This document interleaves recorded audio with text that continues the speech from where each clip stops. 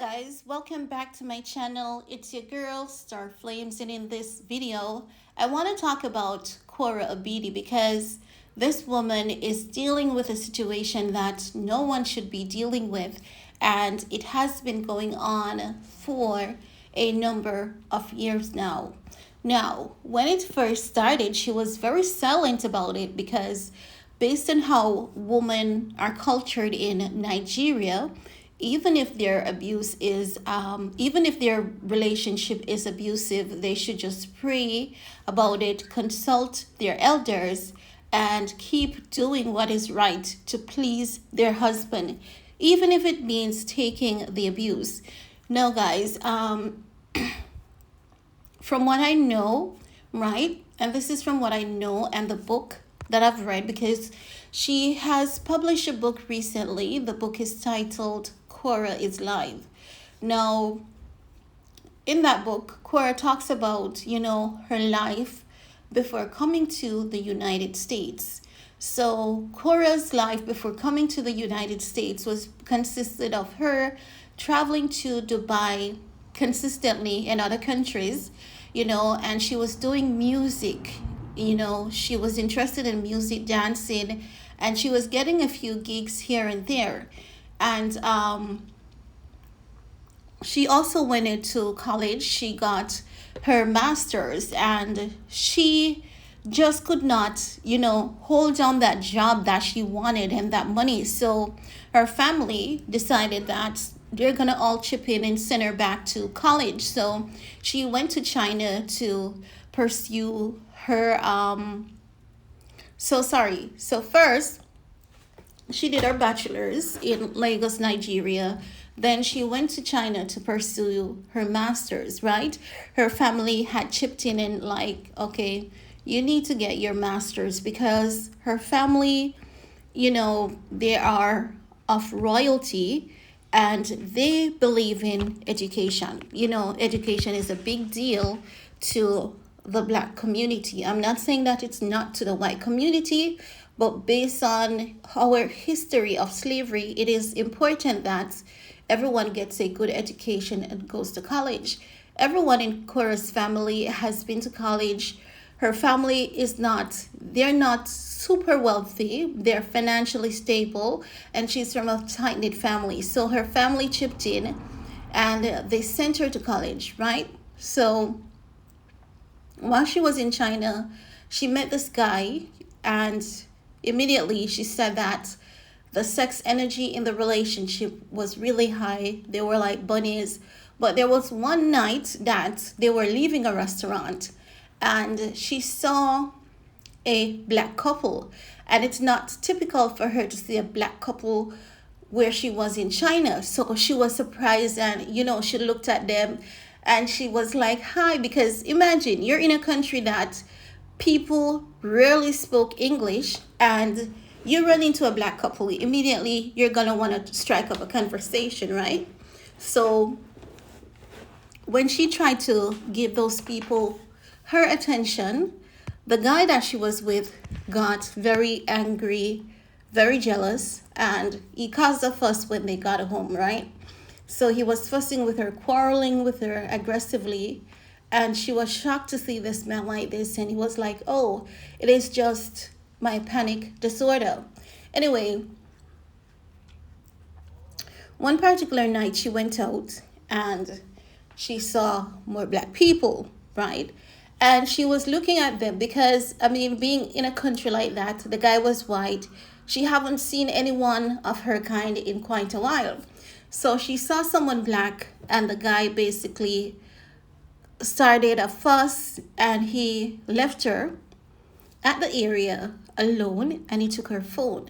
So she was left to find her way home, and she didn't have a phone, and it's not somewhere that she's used to like that, where she could ask someone to give her a lift home. So she had to walk in the dark home.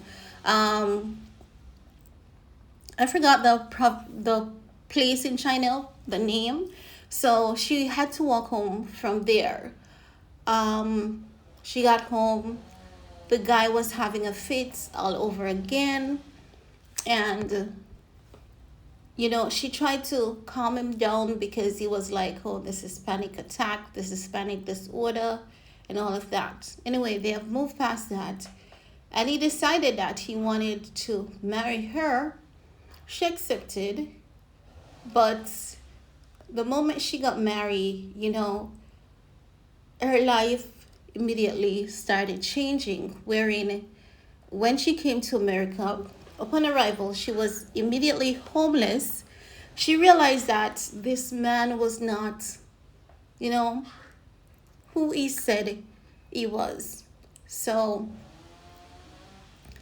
she realized that she was homeless. So between sleeping on friends' sofa, their floor, she decided that she had to do something because she later found out that she was pregnant. So she decided that she had to do something.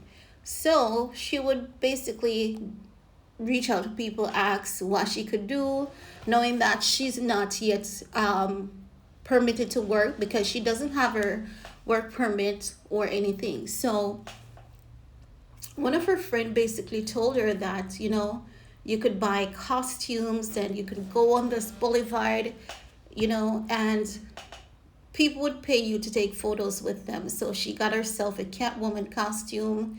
She, ensured that she hid her tummy well.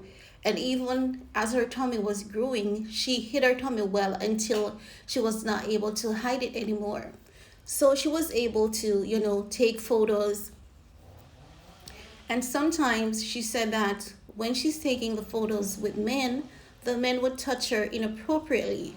But because she wasn't yet legal in the United States, she would just like give them a serious look, blow it off, collect her money, and keep it moving until she was no longer able to, wear those costumes because you had to like be a villain like Catwoman, Wonder Woman. Those were the type of costumes that she wore. And this is something that is done in California quite often because you know that California is a city about fame, stardom, attention, all of that. So she was able to save enough money from doing this job, and she was able to rent an apartment with her money. Now, guys, remember that her ex-husband is a doctor. He's a chiropractor. And this man has never been able to hold a job. Never, never. Now, so when she started doing that, she was able to save enough money to rent somewhere. And then they were able to move in a place. But things didn't work out at that space for many reasons. It was small. It was, there was fussing, fighting, quarreling at all times. So, people would just send the police to their apartment because the man would just get angry with her. And she would just, respond, quarrel, try to explain herself. But she realized that each time she did that, it did not help the situation. It only made it worse. Because at this point, she's finding out that she was married to a monster, and that's really the way to put it.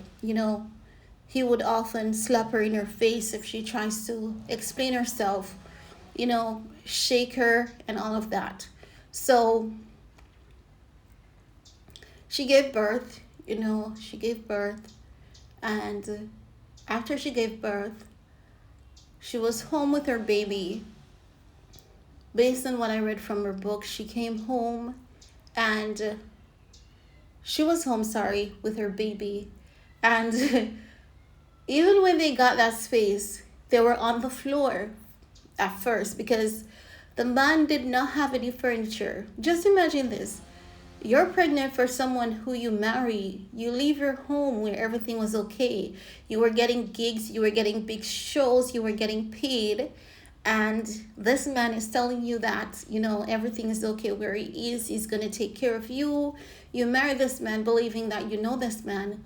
But upon her arrival, she was realizing that this man had nowhere to stay. He lied to her. But then she was like, what the heck am I going to do now, right?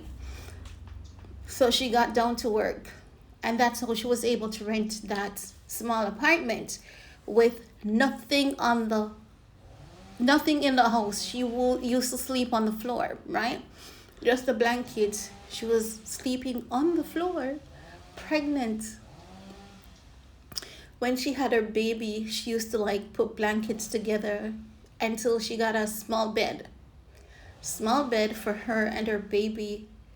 And this man would come home, you know, immediately after she gave birth. This man would take whatever she had saved and just go out, leave in the morning, and he would come back late at night and he would abuse her with her clutching onto her baby. So she then got a mental breakdown, and after that mental breakdown, she was given edibles by the guy. He gave her edibles, and while she was having that mental breakdown, he was harassing her. So she started crying, and while she was crying with that mental breakdown and the baby in her hand, he raped her. He raped her during the most vulnerable moments. She was in no condition mentally, to even have sex, to even consent. But she could not object, because if she did, then the abuse would just start all over again. So hours after that, she had to be rushed to the hospital, because just imagine being given edibles and large amounts, and then she was shifting between a state of consciousness and unconsciousness. And what it did to her, like he assaulted her during that time. Then she had to be rushed to the hospital. She was there for, I think it was about 2 days that she was in the hospital, not more than 2 days. During her time, she remembered that she had made God a promise, to do the right thing by herself and her child, and she got up, she prayed, and she made a promise that she's not going to be in that state. So she asked the doctor, what really happened to her.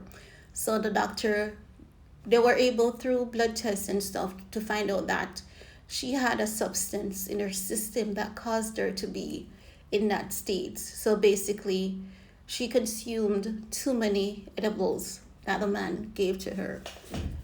So while she was there, she wrote a song, and she was determined that she was not going to allow this man to, treat her that way anymore. So after she left the hospital, the husband told her that, she was bipolar. The doctor said that she was bipolar. So just imagine, the doctor told you that you were in a state of in and out of consciousness because you consumed too many edibles. And the person that is supposed to be your husband, someone that you can trust, is telling you that you're bipolar. You ask for your medical report, and this person keeps hiding your medical report from you because they want to tell you that you're crazy and they don't want you to know the truth. So after this, the man would tell her that she did stuff that she has no memory of doing. So he started manipulating her. Her going to the hospital was time for him to manipulate her. Now, the reason why he hid her medical report is because he could have been in big trouble for what he did to her. He could have killed her, really. He could have. So he hid her medical report, told her that she was crazy, and if she takes a sleep, wake up and say, "Where's the baby?" He would tell her that, you tried to do something harmful to the baby, so I had to take the baby from you. Crazy stuff like that. And she would remember everything that she did, but the things that he's telling her would never be a part of her memory.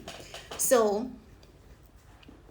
she decided that she's going to have the benefit of the doubt and go to see a therapist because she now has a child that she has to care for, and she cannot afford to have, any signs of mental illness around her child.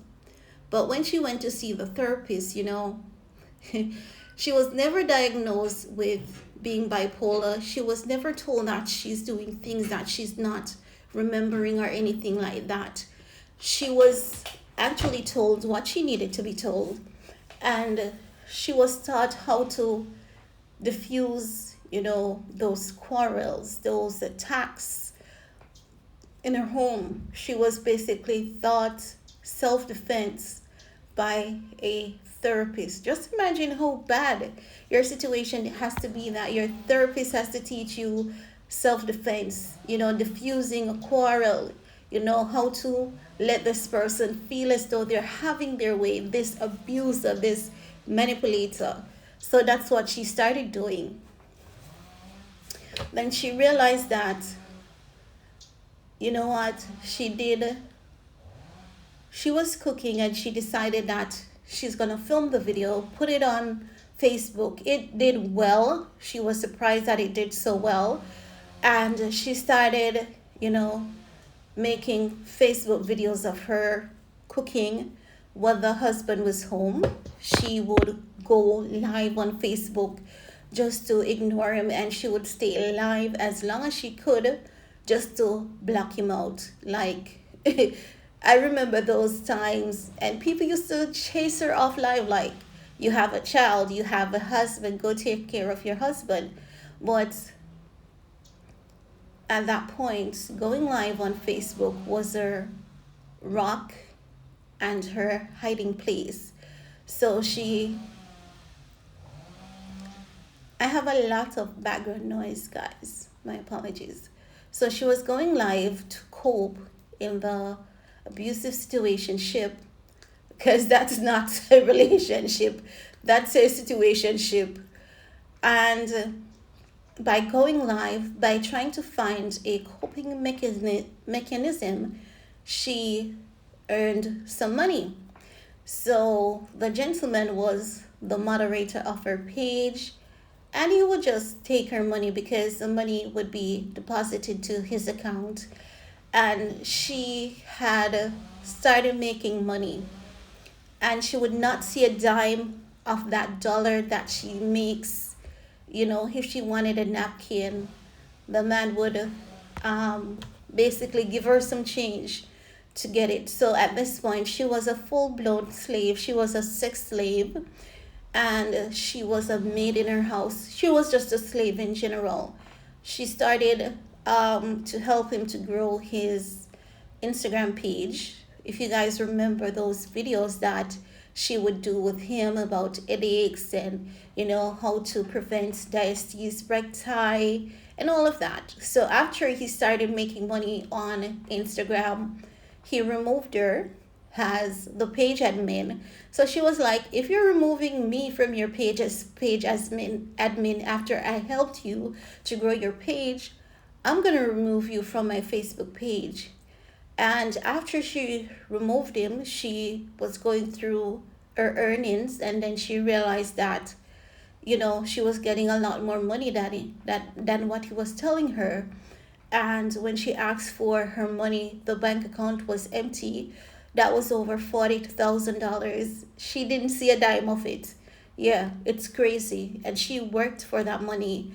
So she did not see a dime of the over $40,000. And she decided that she's going to start saving her money herself. She opened a bank account for herself. She first deposited $10,000, and the guy knew that she was making money from Facebook, so he quarreled with her from 10 a.m. to 4 p.m. until she gave him everything that she had in her bank account. After that, her Facebook page was booming and all of that. And he was like, I owe the government. The government is coming for me for my student loans, yada, yada, yada. I owe them over $40,000, and that was the exact amount of money she had in her account. So she had to take that out and give him again. So every month that she would get money, she would be trapped in a cycle of him fussing with her, abusing her for her money, and she would just hand it over to him so that she would not be beaten up, so that she would not be pushed, shrug, kicked out of the house and all of that. Um,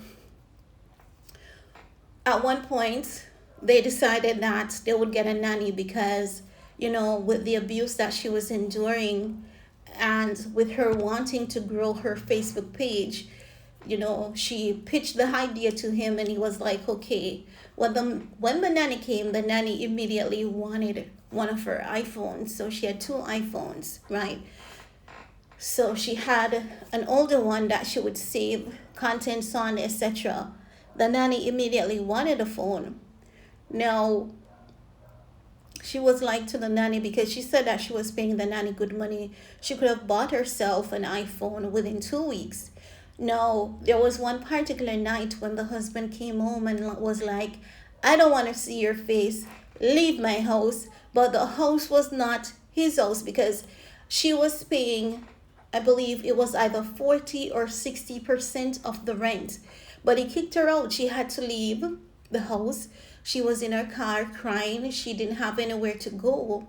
So she had to, call up these friends that the man had brainwashed. Her friends, this man had told her friends that she's going crazy and abusing the baby and she's not remembering things, and the friend would believe like, oh my God, my friend has gone crazy and my friend is no longer listening to me. And as such, by this time she would not have anyone that she could run to for refuge, because each time she tries to go to a friend for refuge, the friend would say, oh my God, it's a lie. I mean, you told me what you're doing and all of that, yada yada. But she called a friend, and this friend was really faithful to her, and the friend sent her to an apartment, that was well, it wasn't empty, but the friend wasn't there. So she was able to find the keys under the mat. She was able to go in, and she said that she cried for hours, like hours upon hours. I believe that she said there was some alcohol in the house, and she just started drinking it to numb her pain, and that's how she fell asleep. And she woke up the next day and she went back to the apartment, because remember, she has a baby and she left her baby with the husband in the house and the nanny. When she went back to the house, the nanny was asking her if she was given permission to come back in the house. That's the house that this woman was paying rent for. So the husband kicked her out because he wanted to sleep with the nanny and he could not afford to even, be respectful and hide. He was at this point doing things in her face. So after that, after he kicked her out, she came back and the nanny was giving her a nasty attitude, and she went in and, the nanny was basically taking over the instructions of the husband to verbally abuse her, treat her like she's crazy. But then she found strength and she reached out to her family, because at this point she has had a miscarriage. At this point she has had many bruises and she's lost. And when she finally reached out to her family, she told her family everything. They all gathered and the elders broke ties. Now, in the Nigerian community, the elders, if someone wants to marry a Nigerian that's tribal, you have to go to the elders, you have to get their permission, let them know your plan.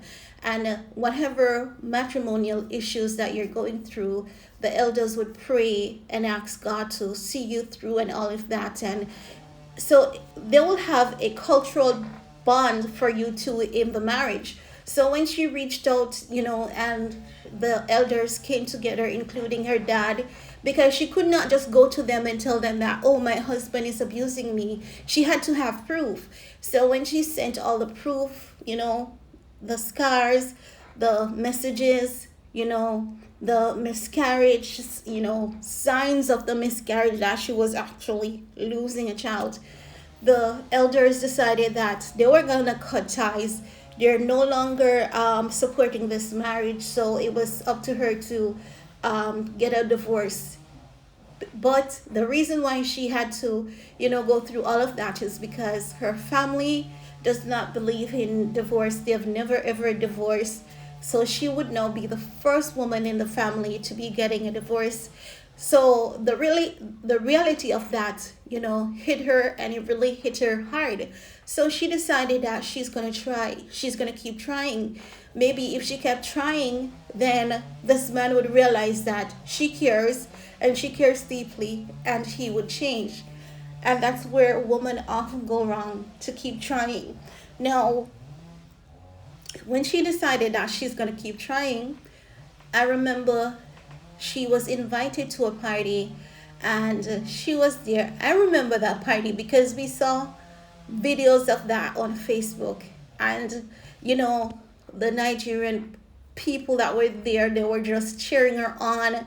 And all the other Nigerian celebrities, they wanted to talk to her, take photos with her, and all of that. So the husband immediately got jealous, and he started attacking her. The guys attacked him, because what the husband did really was started quarreling with her and calling her a slut and all of that, at the party.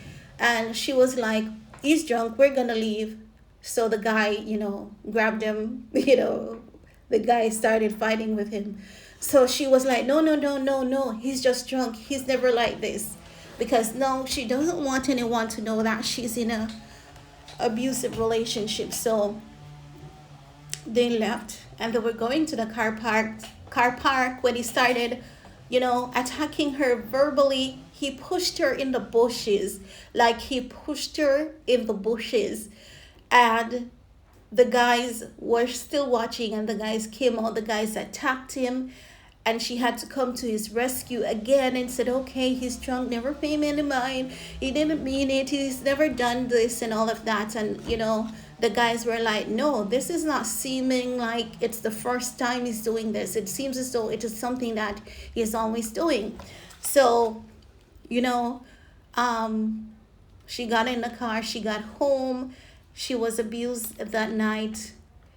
And then she decided that she was going to work hard, hide her money from him, because by this time she has already paid off his so-called college tuition, right? She has paid all outstanding fees.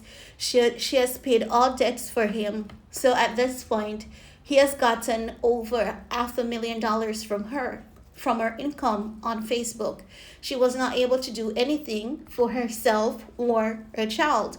Whatever she was able to do is basically, get her hair done so that she would look presentable for her video shoots, get her hair done so that she could go live on Facebook. That's just it. So she went home, and she had a plan. She gave birth, and the baby came out, face down. So while the husband was catching the baby had some bruises on her face, and she was attacked immediately after the midwife left. She was attacked and accused of having a STD, and the husband was saying to her, she's the reason why the baby face is the way it is, when he was the one who basically panicked, think that the baby was gonna fall on the floor. He caught the baby by your face. You know that when you're just coming out of the womb, like their skin is so soft and tender, and you have to be really careful, and you have to be wearing your gloves and all of that. So the baby face was red, and she was concerned, and she was asking him, what's wrong with my daughter's face? What is wrong? She started panicking, and he was like, it's okay, she's going to be okay, it's gonna heal in a few days. And the midwife said to her, no, it's okay, it's not anything that you did wrong. This do happen sometimes in birth, and within a few days, it's gonna clear up. Your baby's fine, your baby's healthy, and all of that. So after that, she got a lot of donations on Facebook. She got a lot of money, a lot of money. So the husband wanted to know about the money that she made from the birth and all of that, and he wanted to immediately get that money. So it's as though she was hesitant because she wanted to just heal, bond with her baby. And this man came in, he was harassing her while she was trying to sleep. He was waking her up, asking her questions. And that is what we saw on the recording that he shared with the entire world, saying that his wife was disrespecting him. She was asleep, she was bonding with his baby, and she was like, "Leave me alone. I just had a baby. I want to sleep. Why are you always doing this to me?" And he was like, "Say it again. Say it again. You can't say it, can you?" That is what we saw in that clip. So the day after, this is like day 3 after this woman have given birth. The man has left the house. He has left her, and he basically told her that he's gonna take the baby to get a checkup by the doctor. And she was like, "Okay, cool, fine," because at this point he was like, "Leave my house, never come back." And this is a house that she was paying, rent for. He wanted her out, ensure that by the time I'm come back, you're gone. And after that, she went out on the road to look somewhere, and the man was like, "Okay, I want to take the baby to get a checkup. Do I have your permission?" And she was like, "Yes, because it's a newborn, they need to get a doctor's checkup." By the time she came back to the house was empty. The man had moved out everything that she had bought, because this man did not have any furniture upon this girl arriving to the United States. He did not have shit in his ass to give this girl. So everything that this girl has worked for, this man emptied the house. Emptied the house. When I said emptied, I mean there was nothing besides her clothes and a few of the kids' things remaining. He did not leave her with the bed that she bought after she was sleeping on the floor. He did not he did not give her shit from her money. Like, he took everything and he left with her newborn baby and the other baby.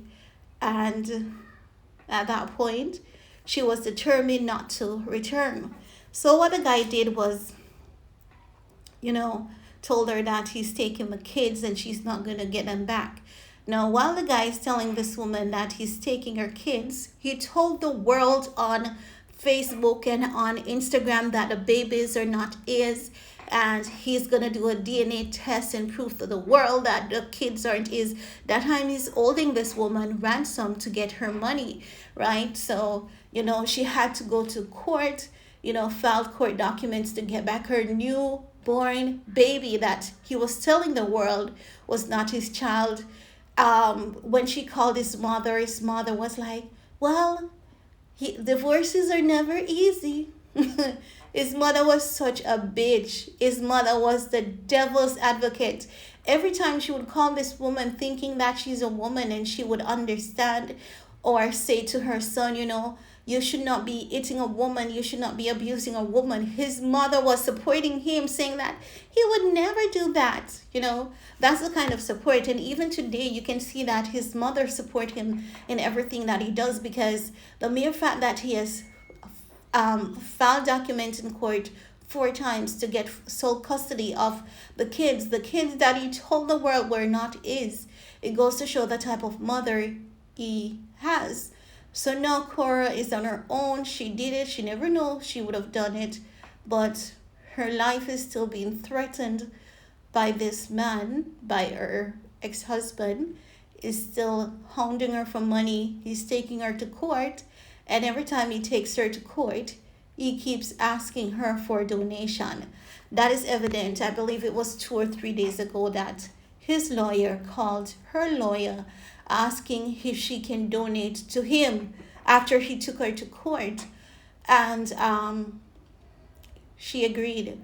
But that's when my heart really broke for her, because I'm saying, you were abused for so long by this man, and it seems as though even though she's out, she's still fearful of him because he's so evil and he has brainwashed and controlled her for so long that it seems that he just causes these drama to get her money, because he knows that once he starts, she gets scared, she get nervous, because we could see that on live, and she would just want him to stop, so she would give him the money that he wants to make him stop.